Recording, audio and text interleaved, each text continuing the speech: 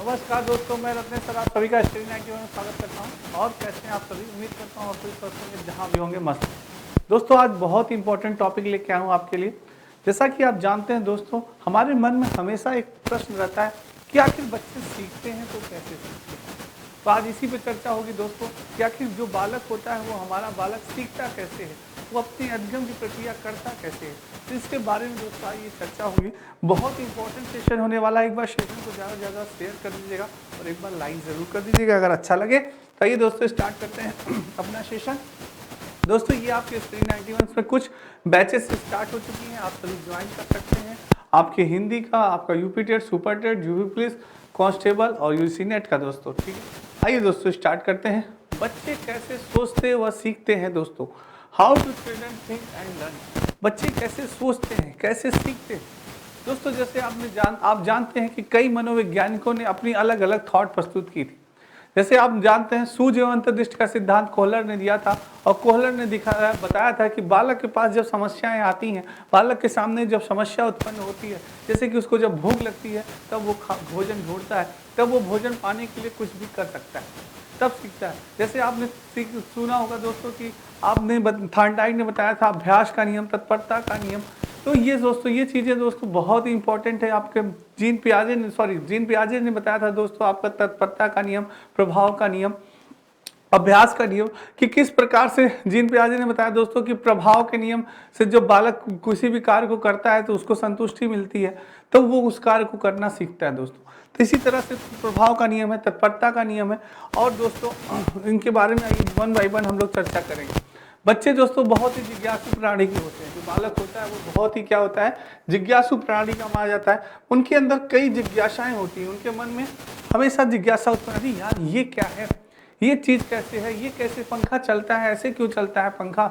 उनके अंदर मन में हमेशा जिज्ञासाएं उत्पन्न होती रहती हैं दोस्तों। और वे अपने ही तर्कों के माध्यम से अपने चारों ओर के वातावरण के बारे में जानने की कोशिश करते रहते हैं। वो अपने तर्कों के माध्यम से चारों ओर वातावरण के बारे में जानना की कोशिश करते हैं कि आखिर ये वातावरण कैसा है और ये माहौल कैसा है, क्यों बना है, ये फैन इस तरह से क्यों चल रही है, लाइट इतनी प्रकाशमय क्यों है। तो इनके बारे में वो जानने की हमेशा कोशिश करते हैं। और मैं बता दूं दोस्तों कि बालक के सीखने में वातावरण का बहुत ही महत्वपूर्ण योगदान होता है। तो जिस प्रकार का इन्वायरमेंट होगा, जिस प्रकार का वातावरण होगा, बालक उसी प्रकार से सीखेगा दोस्तों। स्कूल के कार्यक्रम में साधारण बच्चों की क्षमता तथा योग्यता के अनुसार नियत किया जाता है। वास्तविक आयु के साथ साथ बच्चे की मानसिक तीव्रता भी बढ़ती है। बड़े होने के साथ साथ उनकी कार्यकुशलता तथा बुद्धि में भी वृद्धि होती है। जैसे दोस्तों आप जानते हैं कि विद्यालय में जो भी कार्य होते हैं, जैसे प्रोग्राम हुआ, आपका कोई भी कार्यक्रम रखा जाता है, तो उसमें बालक का जो मानसिक आयु होती, जो मानसिक स्थिति होती है वो उसकी तीव्र होती है, उसमें उसकी वृद्धि होती है दोस्तों। जैसे किसी चीज़ में आपको पार्टिसिपेट किया गया, संगीत के क्षेत्र में या दोस्तों कला के क्षेत्र में, या आपको किसी की एक्टिंग करनी है तो क्षेत्र में, तो उसके बारे में आपको जानना पड़ेगा। जैसे आपको महात्मा गांधी की एक्टिंग करनी है तो महात्मा गांधी के बारे में आपको जानना पड़ेगा, पढ़ना पड़ेगा, तब आपका मानसिक विकास होता है। और विद्यालय में दोस्तों हमारे टीचर के माध्यम से हम चीज़ों को सीखते हैं। बालक टीचर के माध्यम से सीखता है। टीचर उन्हें सिखाता है सरल से कठिन की ओर, पहले सरल चीज़ें सिखाता है फिर कठिन चीज़ें सिखाता है। तो इस प्रकार से दोस्तों, और जैसे जैसे बालक की उम्र बढ़ती, जैसे जैसे बालक की उम्र बढ़ती है, उसके अंदर दोस्तों सीखने की क्या आती है, मेच्योरिटी आती, यानी परिपक्वता आती है। बालक जैसे जैसे बड़ा होते रहता है वो और भी चीज़ों को सीखता है, उसमें दोस्तों अध्ययन करता है कि हाँ ये चीज़ ऐसे होती है। उसको अनुभव जैसे जैसे प्राप्त होता है कि अरे यार जैसे मैं सोचता था वैसे नहीं है, अब चीज़ें दूसरी है।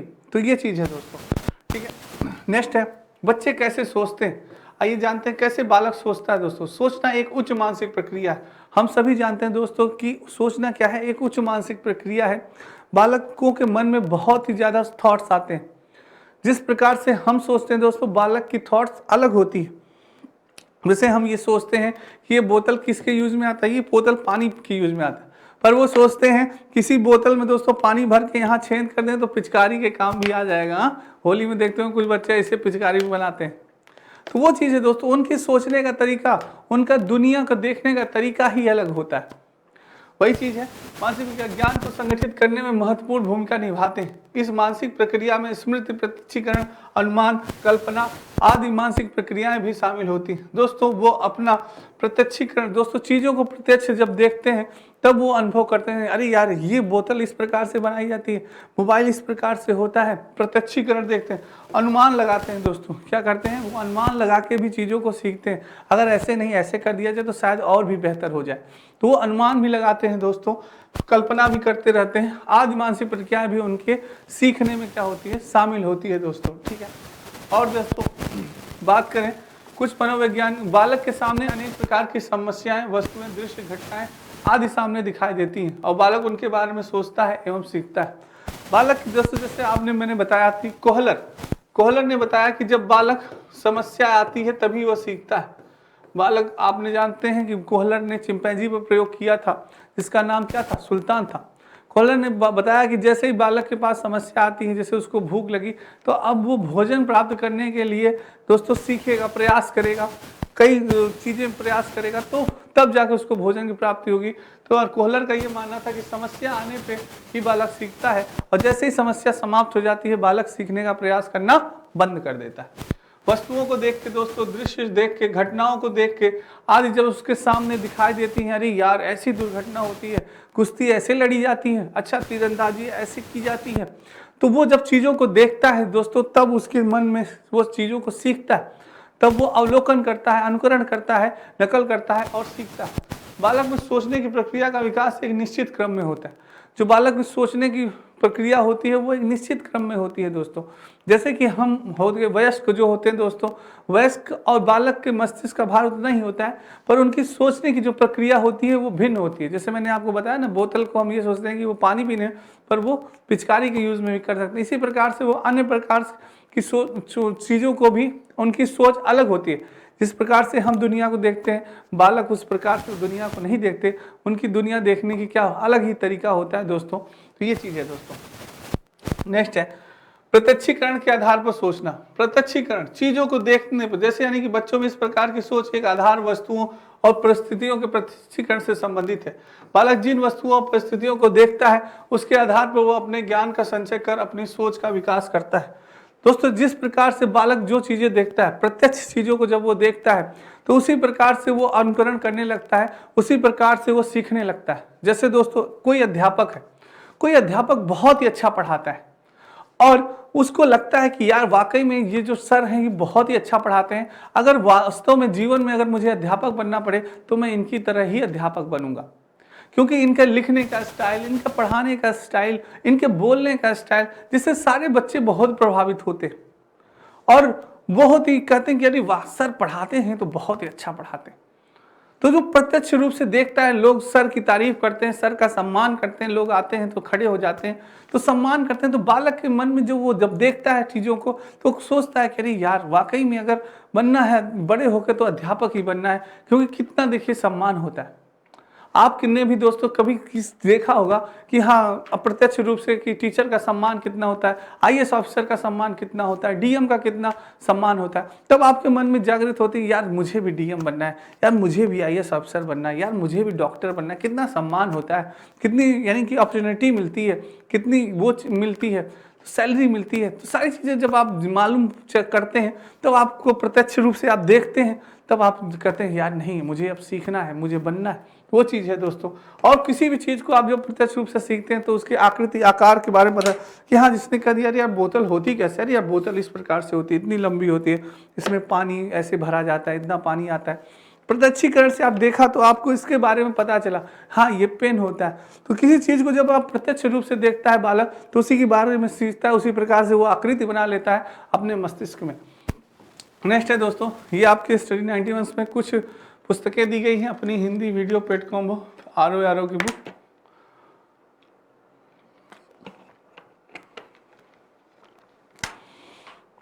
सारी चीज़ें दोस्तों दी गई हैं, फ्री डिलीवरी है, कहीं भी आप मंगा सकते हैं इन पुस्तकों को, बहुत इंपॉर्टेंट है।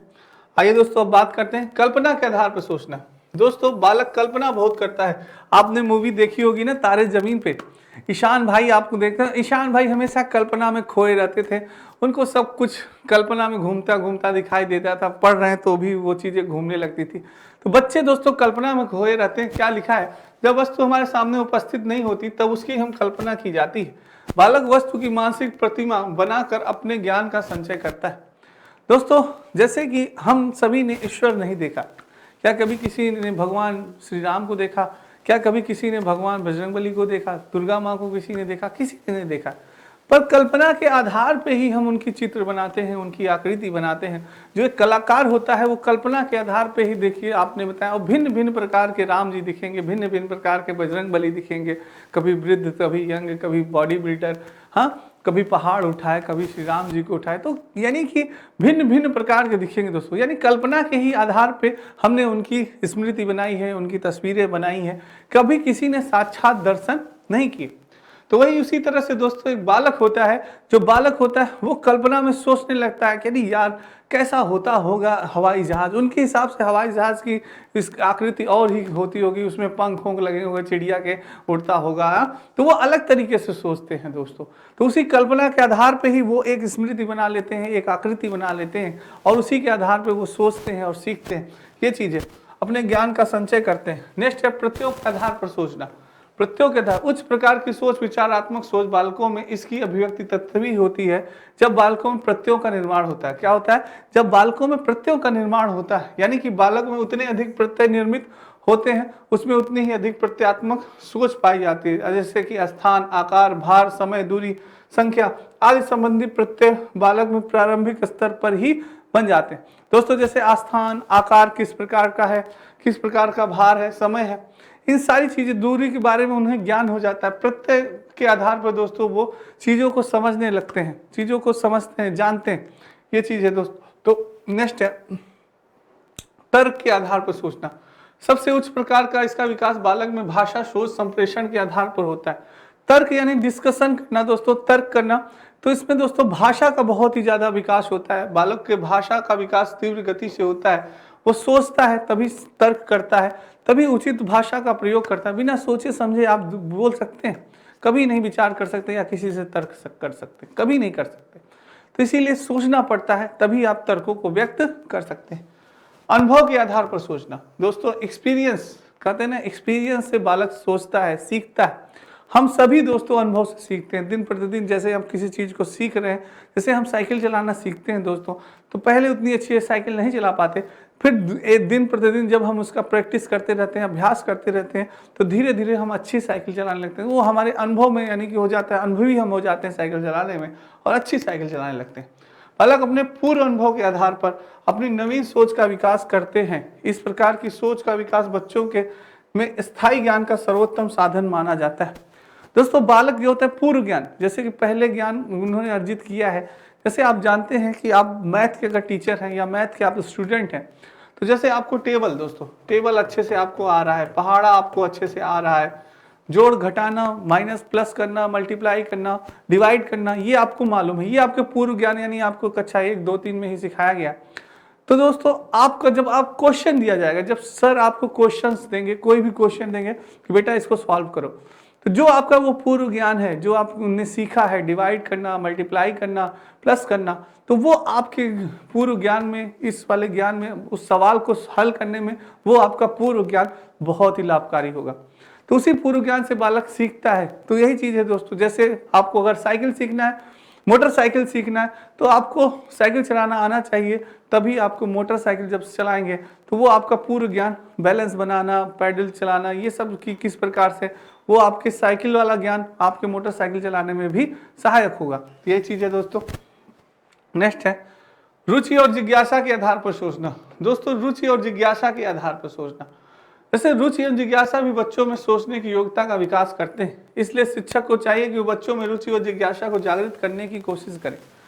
दोस्तों किसी भी चीज के बारे में, जैसे कि बालक के अंदर रुचि पैदा करना, शिक्षा के प्रति रुचि पैदा करना, किसी चीज को सिखाने के प्रति रुचि पैदा करना। अरे बेटा तुम अगर पेंटिंग करना सीख गए, तुम मैथ लगाना सीख गए, तो तुम इंजीनियर बन सकते हो। इंजीनियर करता क्या है, इंजीनियर बहुत ही अच्छे अच्छे घर बनाता है। अरे बेटा बहुत अच्छे अच्छे, बहुत पैसा कमाता है, उसके पास गाड़ी बंगला सब। दोस्तों किसी भी प्रकार से आप बालक को क्या करिए, शिक्षा में इंटरेस्ट जागृत करिए। तब बालक के मन में अगर एक भी पॉइंट्स यानी एक भी परसेंट अगर रुचि जागृत हो गई किसी भी चीज़ को सीखने की, हम भी हो दोस्तों चाहे बालक हो, किसी भी चीज़ को अगर हमारे अंदर रुचि पैदा हो गई कि हाँ यार मुझे ये काम करना है, बहुत अच्छा लगता है ये काम मुझे, तो इस काम को अगर करूँगा तो मुझे बहुत फ़ायदा है, मुझे बहुत ही यानी कि मैं बहुत ही आगे बढ़ सकता हूँ। तो दोस्त जब रुचि उत्पन्न हो जाती है तो वो कार्य हम आधा सीख चुके होते हैं।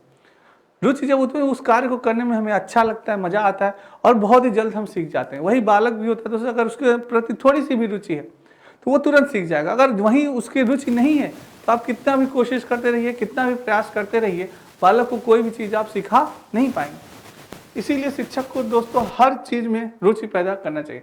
अनुकरण के आधार पर सोचना, बच्चे अपने आसपास के लोगों को कार्य करते देखकर उन्हीं के जैसा कार्य करने के बारे में सोचते हैं।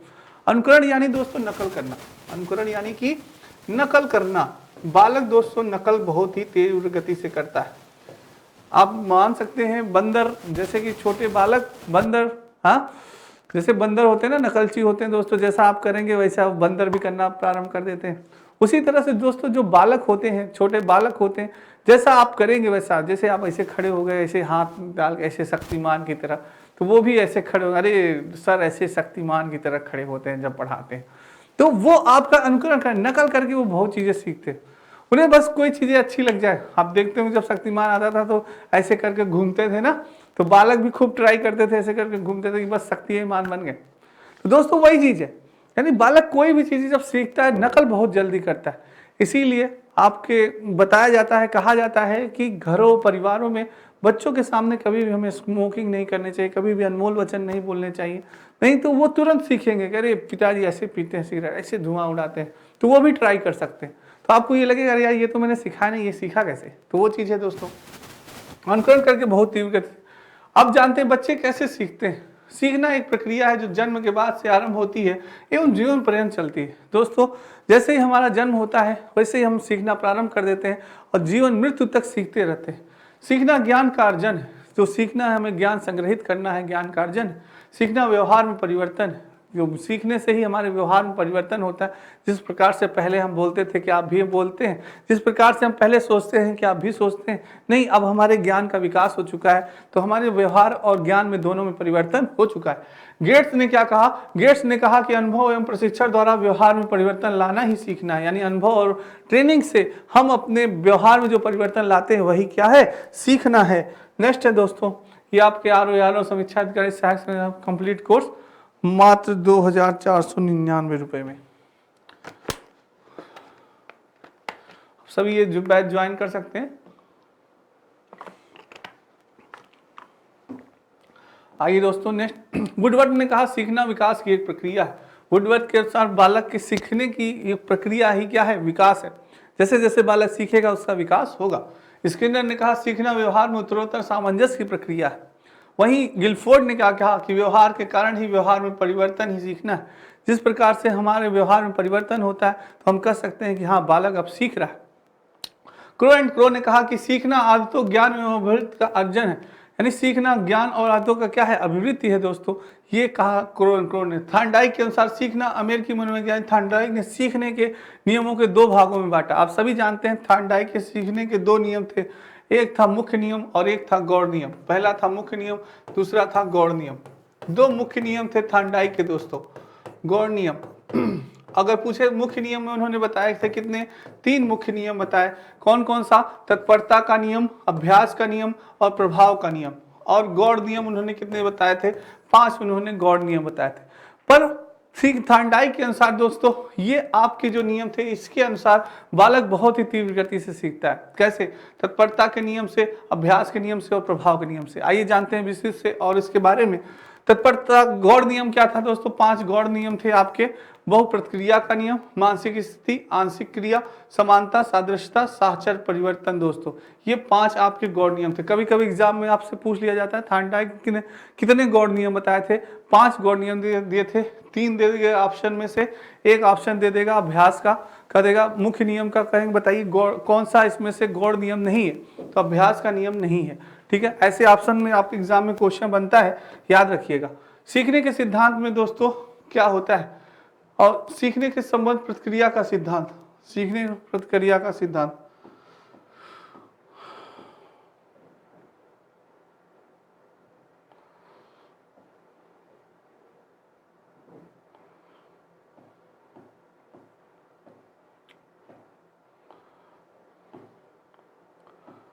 दोस्तों यानी मुख्य नियम था आपका इसमें थर्नडाइक के अनुसार तत्परता का नियम, यानी किसी भी चीज को अगर हम सीखने के लिए तत्पर हैं दोस्तों, अगर हम किसी भी चीज को सीखने के लिए निरंतर तत्पर हैं कि हाँ मुझे ये चीज सीखना ही है।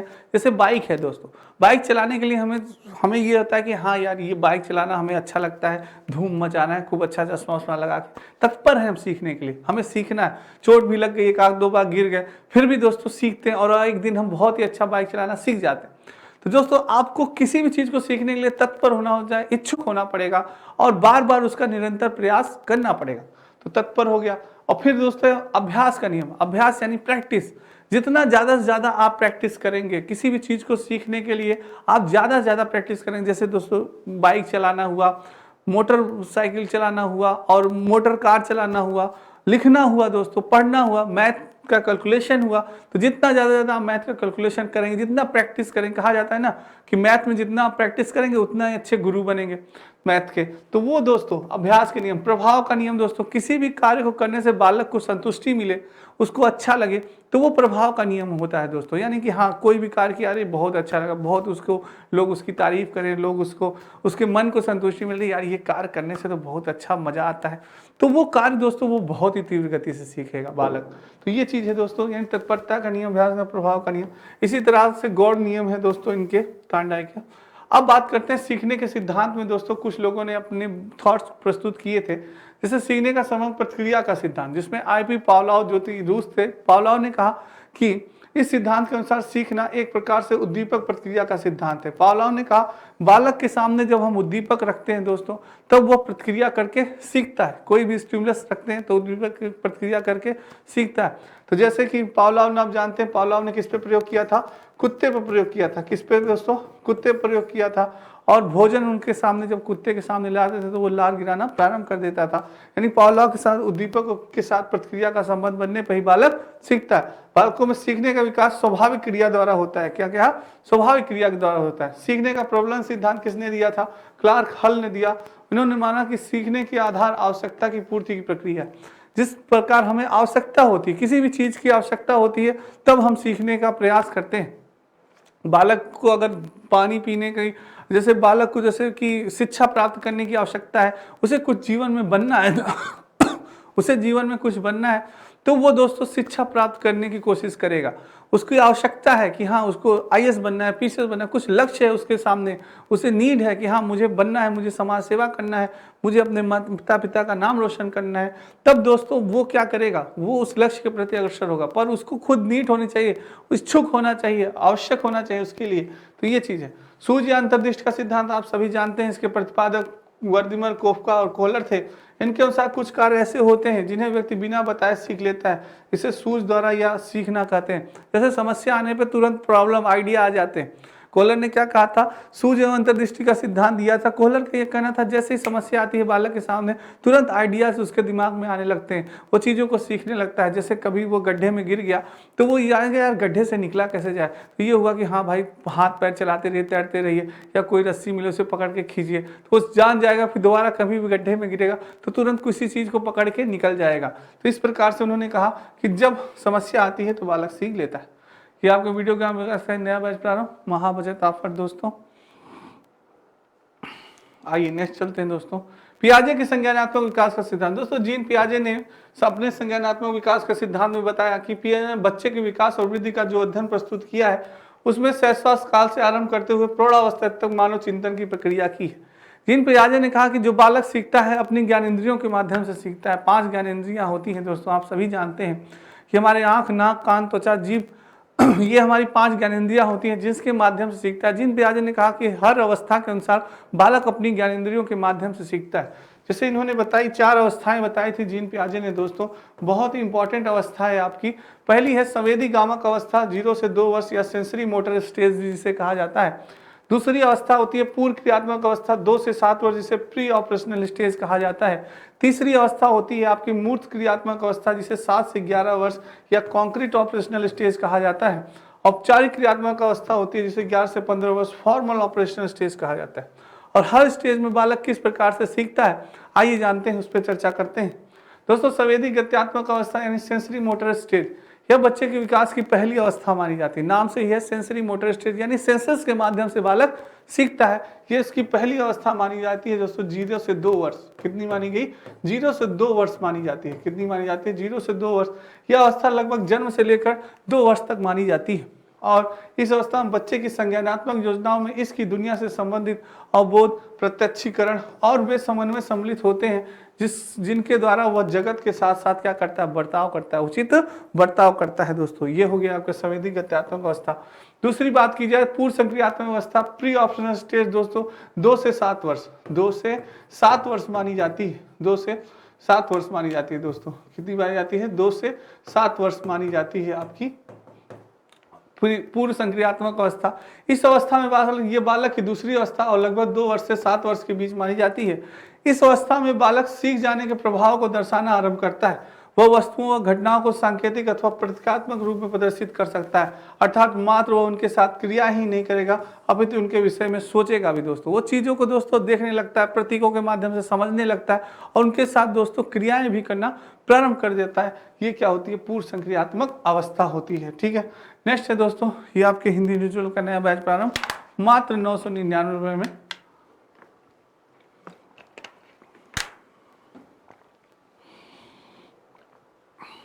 आइए दोस्तों नेक्स्ट, मूर्त संक्रियात्मक अवस्था। मूर्त यानी से जो चीजें दिखाई नहीं देती, जो चीजें दिखाई देती है दोस्तों वो क्या होती है, मूर्त। जैसे ये बोतल हमारे यहाँ दिखाई देती है तो बोतल के बारे में देखा और सोचना प्रारंभ कर दिया, वो चीज होती है। यानी इस अवस्था का विस्तार लगभग 7 वर्ष से 11 वर्ष माना जाता है। दोस्तों 7 से 11 वर्ष माना जाता है की आयु तक फैला है। यह अवस्था नम्यता की दृष्टि से पूर्व संक्रिया अवस्था से ऊंची होती है। पूर्व संक्रिया अवस्था से थोड़ी सी ऊंची होती है। इस अवस्था के अंतर्गत आने वाली संक्रिया वर्गीकरण, संगठन अथवा संयोजन तथा तुलना करना होता है। दोस्तों क्या होती है, तुलना करता है वो बालक। अच्छा ये इस बोतल में ज्यादा पानी आता है, उसमें कम आता है, क्यों आता है कम पानी, क्या कारण, अच्छा वो छोटा है, अच्छा वो बड़ा है। तो यानी मूर्त यानी जो चीजें दिखाई देती है उसके बारे में वह चिंतन करता है, उसके बारे में वह सोचता है और देखता है चीजों को, तो वो और भी चीजें समझता है। दोस्तों नेक्स्ट है औपचारिक संक्रियात्मक अवस्था या जिसे फॉर्मल ऑपरेशनल स्टेज या जिसे अमूर्त संक्रियात्मक अवस्था भी कहते हैं। इसमें बालक क्या होता है दोस्तों, इस अवस्था में लगभग 11 वर्ष की आयु से आरंभ होती है और 18 वर्ष तक मानी जाती है। चौथी अवस्था होती है, इसमें बालक अमूर्त संक्रियात्मक अवस्था कहा जाता है। अमूर्त यानी जो चीजें दिखाई नहीं देती उसके बारे में भी बालक सोचता है, समझता है, सीखता है। इस अवस्था में लगभग 16 वर्ष तक अमूर्त चिंतन में परिशोधन अथवा वृद्धि होती है। इस अवस्था में सांकेतिक परिचालन अपनी चरम सीमा पर पहुंच जाती है। इस अवस्था में बच्चा जो वास्तव में बौद्धिक रूप से बच्चा नहीं रहा, अब समस्याओं को अमूर्त रूप से अवलोकन कर सकता है। कोई भी समस्या है, कोई भी चीज है, उसको अमूर्त रूप से सोचता है, हाँ यार इस समस्या को ऐसे समाधान कर सकते हैं, इस प्रयोग से नहीं इस प्रयोग से समाधान कर सकते हैं। तो सोचने लगता है, चिंतन करने लगता है चीजों को। दोस्तों अमूर्त चीजों को भी चिंतन करने लगता है, वही है औपचारिक अवस्था। तो दोस्तों आज की क्लास आपको कैसी लगी, कमेंट बॉक्स में कमेंट जरूर करिएगा और एक बार लाइक और शेयर जरूर करिएगा दोस्तों। ठीक है, आज के लिए इतना ही दोस्तों, कल फिर मिलेंगे बहुत इंपॉर्टेंट टॉपिक के साथ। तब तक मेरे सभी बच्चों को राधे राधे, जय श्री कृष्ण दोस्तों और जय हिंद दोस्तों।